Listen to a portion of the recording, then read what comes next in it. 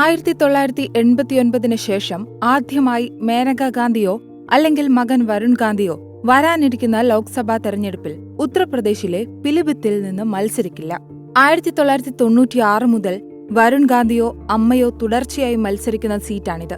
എന്നാൽ ഇത്തവണത്തെ തെരഞ്ഞെടുപ്പിൽ ഈ സീറ്റിൽ സിറ്റിംഗ് എംപിയായ വരുൺ ഗാന്ധിയെ ബിജെപി ഒഴിവാക്കിയെന്നാണ് വാർത്തകൾ.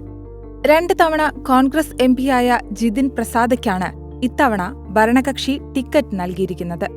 സമാജ്വാദി പാർട്ടിയുടെ ഭഗവത് സരൺ ഗാംഗ്വാറും ബഹുജൻ സമാജ് പാർട്ടിയുടെ അനീസ് അഹമ്മദുമായി ജിതിൻ പ്രസാദ പിലിഭിത്തിൽ ത്രികോണ മത്സരത്തിലാണ്.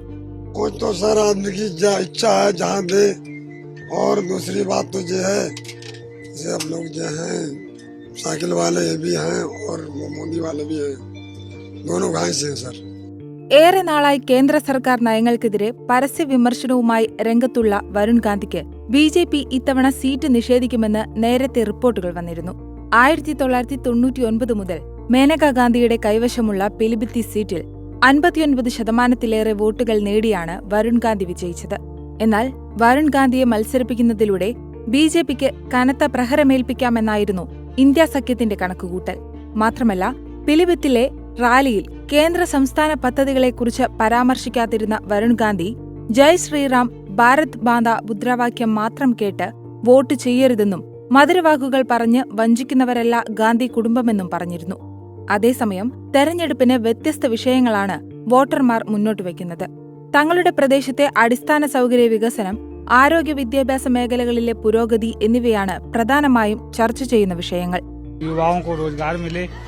शिक्षा में सुधार हो, स्वास्थ्य में सुधार हो, बस यही सब चाहिए. नहीं हो रहा है.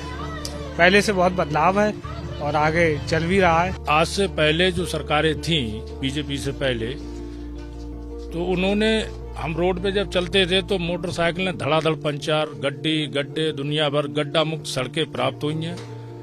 और जब से बीजेपी सरकार बनी है तब से बिजली का बहुत बड़ा मतलब जो है उत्पादन हुआ है और मिल भी रही है. खान खाओ, पियन खाओ, और देखो इलाज खाओ, कोई परेशानी खाओ, और हमें क्या चाहिए? और हम देखो कुछ ना चाहिए, जय चाहिए बुढ़ापे की सुविधा नहीं मिल रही है.